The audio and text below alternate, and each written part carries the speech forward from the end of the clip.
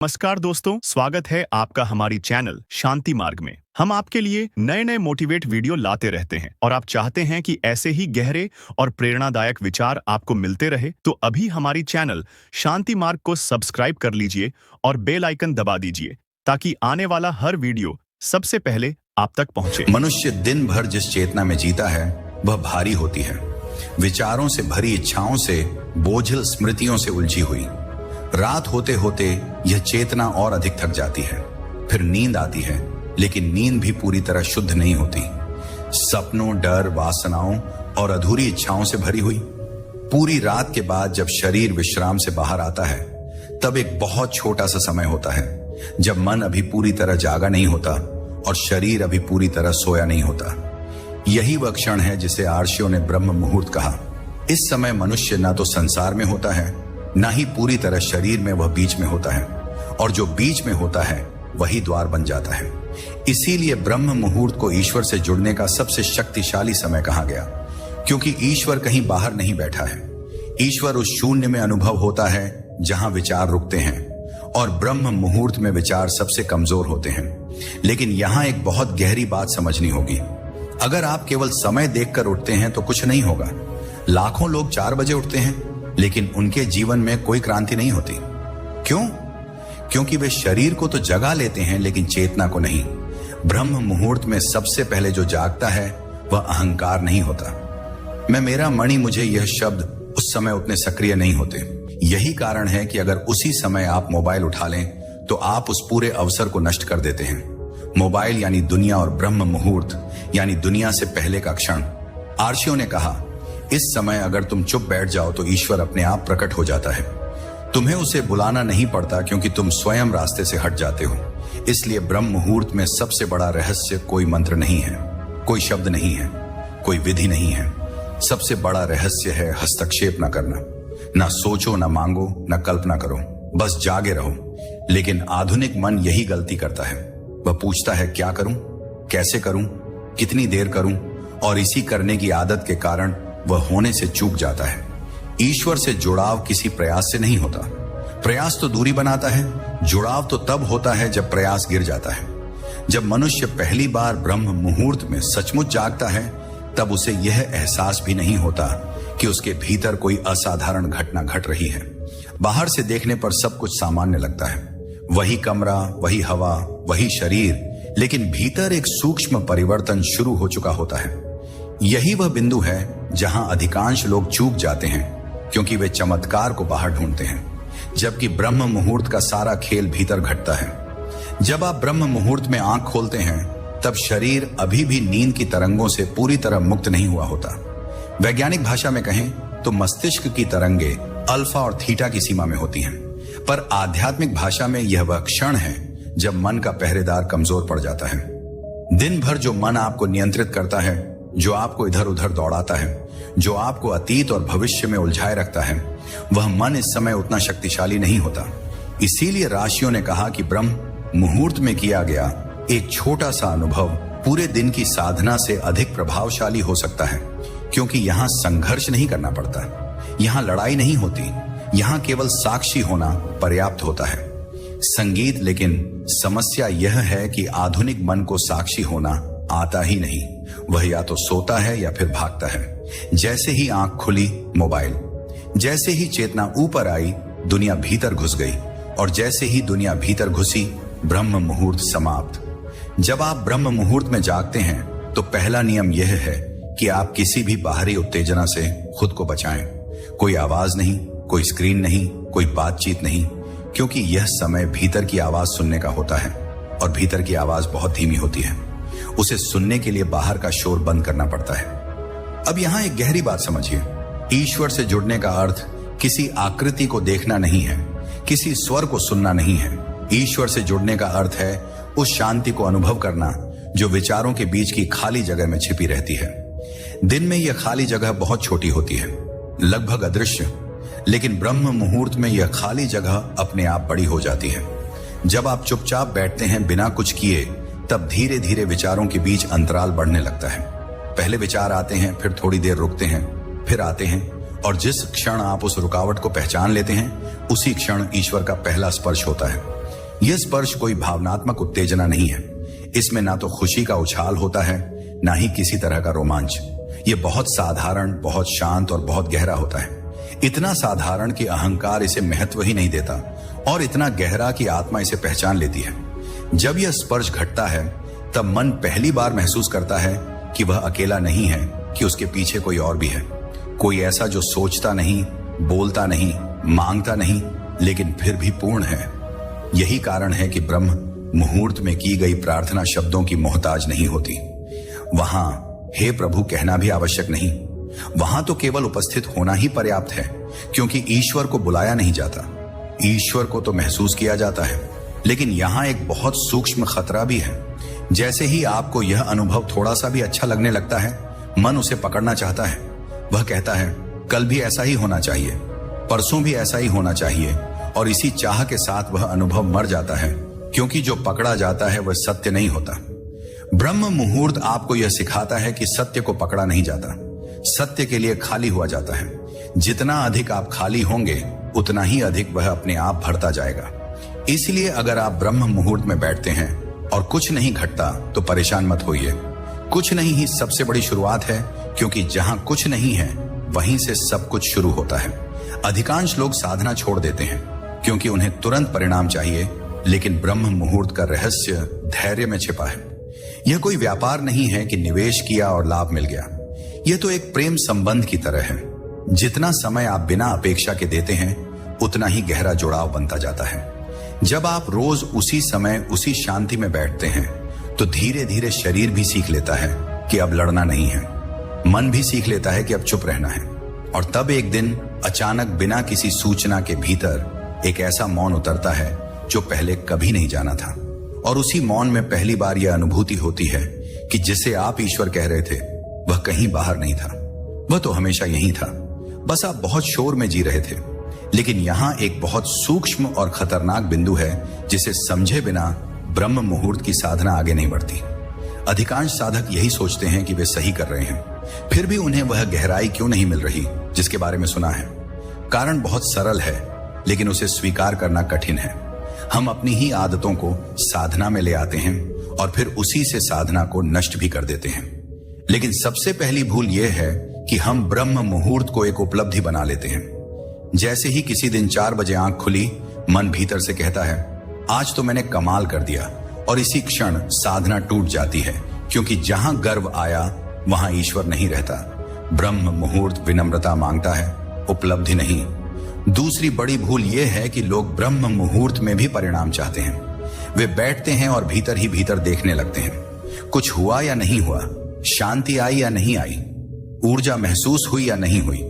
यह देखने की आदत ही सबसे बड़ा व्यवधान है, क्योंकि जो देख रहा है वही तो बाधा है। ब्रह्म मुहूर्त में देखने वाला नहीं केवल होना चाहिए। तीसरी भूल और भी सूक्ष्म है। हम अतीत के अनुभवों को दोहराना चाहते हैं। अगर किसी दिन थोड़ी शांति मिल गई तो अगली सुबह हम उसी शांति की प्रतीक्षा करते हैं। लेकिन सत्य यह है कि हर सुबह नई होती है, हर ब्रह्म मुहूर्त नया होता है, और जो पुराने अनुभव को पकड़कर बैठा है वह नए द्वार से वंचित रह जाता है। यहां एक गहरी बात समझिए, ब्रह्म मुहूर्त स्मृति के विरुद्ध घटता है। स्मृति का अर्थ है अतीत और ब्रह्म मुहूर्त का अर्थ है शुद्ध वर्तमान। जैसे ही स्मृति बीच में आई, आप वर्तमान से बाहर हो गए। चौथी भूल है शरीर को जरूरत से ज्यादा महत्व देना। लोग बैठने की मुद्रा, आसन, कंबल, कपड़े, दिशा, इन सब में उलझ जाते हैं। ये सब सहायक हो सकते हैं, लेकिन अनिवार्य नहीं। अगर आप इन पर निर्भर हो गए तो जिस दिन कुछ गड़बड़ हुआ उस दिन आपकी साधना भी गड़बड़ हो जाएगी। ब्रह्म मुहूर्त निर्भरता नहीं, स्वतंत्रता सिखाता है। पांचवी और सबसे गहरी भूल है, हम ईश्वर की कल्पना कर लेते हैं। कोई प्रकाश, कोई रूप, कोई आवाज। मन को रूप पसंद है क्योंकि रूप पर उसका अधिकार होता है, लेकिन जो निराकार है उस पर मन का कोई अधिकार नहीं। इसीलिए जैसे ही आप कल्पना करते हैं, आप ईश्वर से दूर चले जाते हैं। आप अपने ही मन के घेरे में घूमने लगते हैं। ब्रह्म मुहूर्त में जो घटता है वह कल्पना से परे होता है। वह अनुभव इतना मौन होता है कि उसमें कोई चित्र नहीं बनता, और जहां चित्र नहीं बनता वहीं अहंकार भी टिक नहीं पाता। लेकिन सबसे बड़ी भूल जिसे लोग कभी स्वीकार ही नहीं करते, वह यह है कि वे ब्रह्म मुहूर्त को बाकी दिन से अलग कर देते हैं। वे सोचते हैं सुबह साधना, फिर दिन भर वही पुराना जीवन, वही क्रोध, वही भय, वही लालच। यह विभाजन ही साधना को कमजोर कर देता है। सत्य यह है कि ब्रह्म मुहूर्त पूरे दिन की नींव रखता है। अगर आप सुबह मौन में बैठे लेकिन दिन में झूठ बोलते रहे, हिंसा करते रहे, दूसरों को पीड़ा देते रहे, तो अगली सुबह वही सब आपके साथ बैठ जाएगा। साधना कोई अलग द्वीप नहीं है, वह आपके संगीत जीवन का प्रतिबिंब है। इसलिए ब्रह्म मुहूर्त में बैठते समय एक बहुत सरल लेकिन कठोर नियम अपनाइए। जैसे आप बैठते हैं वैसे ही जीने की कोशिश करें।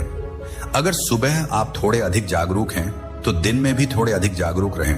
अगर सुबह आप थोड़े अधिक शांत हैं तो दिन में भी अनावश्यक अशांति से बचें। धीरे धीरे यह अंतर मिटने लगता है। सुबह और दिन एक हो जाते हैं, और जब यह एकता आती है तभी ब्रह्म मुहूर्त अपनी पूरी शक्ति दिखाता है। अब तक आपने यह समझ लिया होगा कि ब्रह्म मुहूर्त कोई बाहरी अनुशासन नहीं बल्कि एक आंतरिक स्थिति है। अब प्रश्न उठता है, अगर ना करना है, ना मांगना है, ना कल्पना करनी है, तो फिर भीतर किस भाव में बैठा जाए? यही वह स्थान है जहां साधना बोझ से बदलकर आनंद बनती है और जहां अधिकांश लोग उलझ जाते हैं। इसलिए सबसे पहले यह समझिए कि ब्रह्म मुहूर्त में बैठने का भाव साधक का नहीं होना चाहिए। साधक का अर्थ होता है जो कुछ पाना चाहता है, और जहां पाने की इच्छा है वहां खालीपन नहीं आ सकता।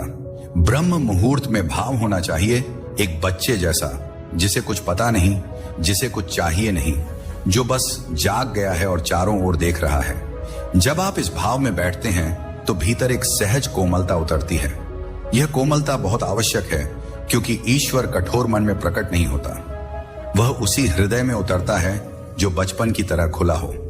अब ध्यान दीजिए, ब्रह्म मुहूर्त में सबसे बड़ी बाधा गंभीर बनने की कोशिश है। लोग आंख बंद करते ही अपने चेहरे पर एक अजीब सी सख्ती ले आते हैं, जैसे कोई बहुत बड़ा काम करने बैठे हों। यह सख्ती भीतर के द्वार बंद कर देती है। ईश्वर को गंभीरता नहीं, सरलता पसंद है। इसलिए जब आप बैठे तो भीतर यह भाव रखें कि आप किसी उपलब्धि के लिए नहीं बैठे हैं, आप किसी लक्ष्य के लिए नहीं बैठे हैं, आप बस इसीलिए बैठे हैं क्योंकि इस समय बैठना सुंदर लगता है। यही भाव साधना को पूजा बना देता है। ब्रह्म मुहूर्त में एक और गहरी बात घटती है। इस समय हृदय मस्तिष्क से अधिक सक्रिय होता है। दिन में हम सोचते हैं, विश्लेषण करते हैं, तुलना करते हैं, लेकिन इस समय महसूस करना आसान होता है।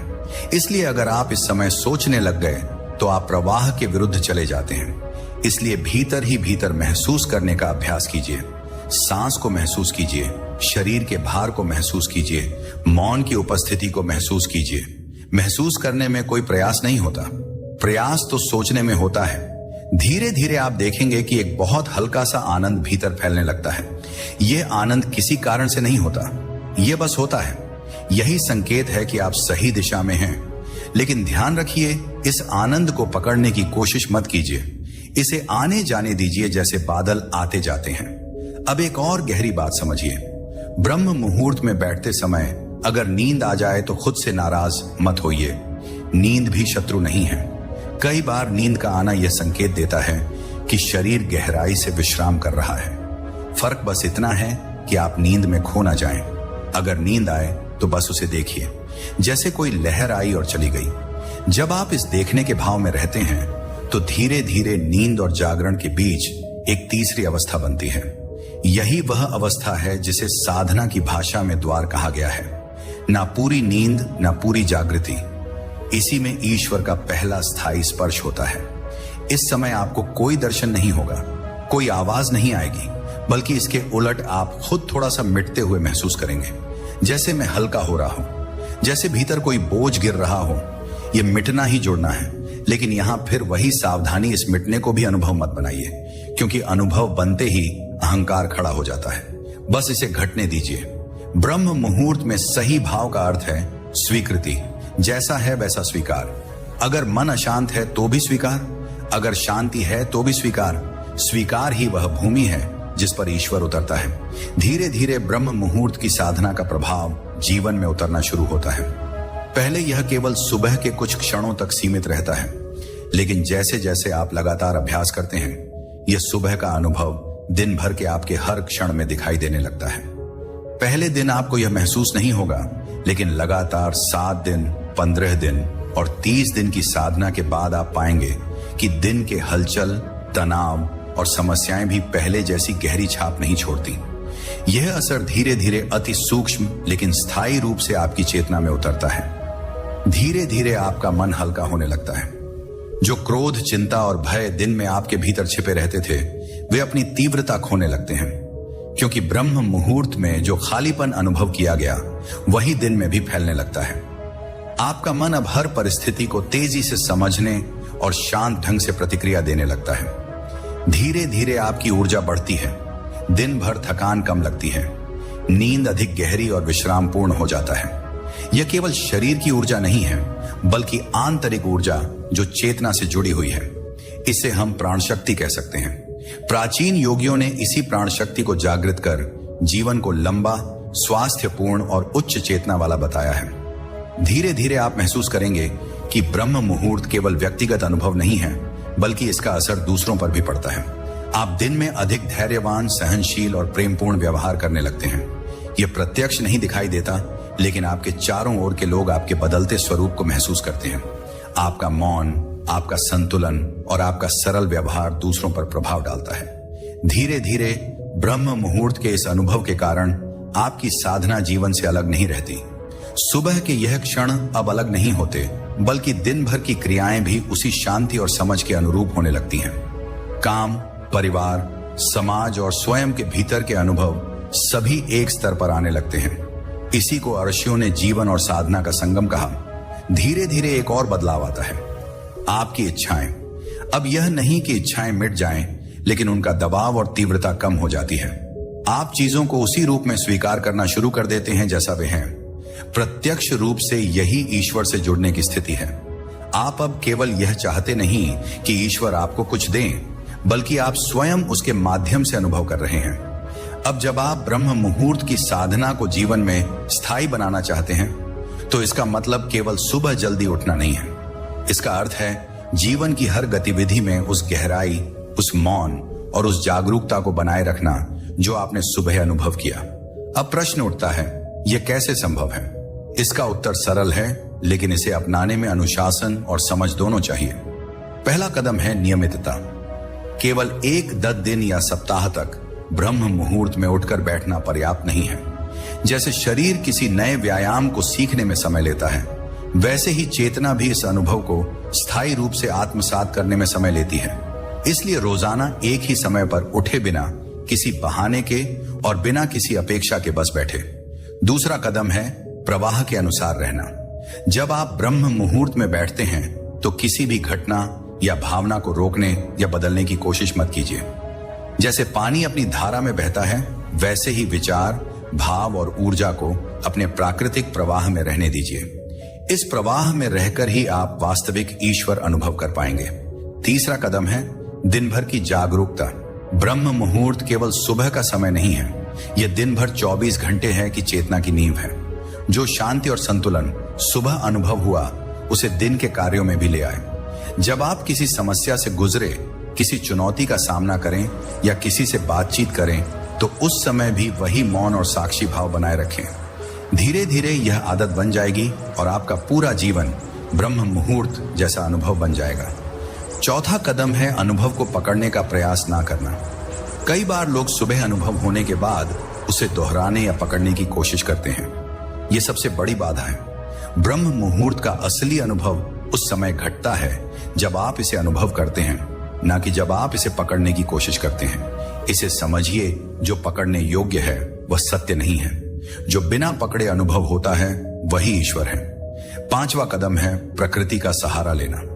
यदि संभव हो तो ब्रह्म मुहूर्त में खुली हवा, हल्का प्रकाश और प्राकृतिक वातावरण में बैठें। यह बाहरी वातावरण भी आंतरिक मौन और संतुलन को बढ़ाता है। शहर में भी आप खिड़की के पास बैठकर इस प्रभाव को पा सकते हैं। छठा और अंतिम कदम है सहनशीलता और धैर्य। ब्रह्म मुहूर्त में आप प्रत्यक्ष अनुभव तुरंत महसूस नहीं कर सकते। कभी कभी सुबह नींद बहुत गहरी होती है, कभी मन बेचैन रहता है, कभी ऊर्जा कमजोर लगती है। यह सामान्य है। निरंतर अभ्यास, धैर्य और समझ के साथ आप धीरे धीरे स्थायी गहराई और ऊर्जा प्राप्त करेंगे। अब आप यह समझ गए हैं कि ब्रह्म मुहूर्त केवल सुबह उठने का समय नहीं है, बल्कि जीवन के हर पहलू को बदलने वाला अद्भुत समय है। यह आपको चेतना, ऊर्जा, शांति और आंतरिक संतुलन देता है। यह साधना जीवन का हिस्सा बन जाती है, और जब यह जीवन का हिस्सा बन जाती है, तभी आप वास्तविक रूप से ईश्वर से जुड़ते हैं। अब जरा एक पल के लिए रुकिए और सोचिए, अगर हर दिन आपकी शुरुआत इसी ब्रह्म मुहूर्त में हो, तो आपका मन कितना शांत और जीवन कितना संतुलित हो सकता है। याद रखिए, ईश्वर हमेशा पास होते हैं, बस उनसे जुड़ने के लिए सही समय और सही भाव चाहिए। और ब्रह्म मुहूर्त वही दिव्य द्वार है जहां से आत्मा परमात्मा तक पहुंचती है। अगर आपको यह वीडियो दिल से अच्छा लगा हो तो इसे लाइक करना ना भूलें।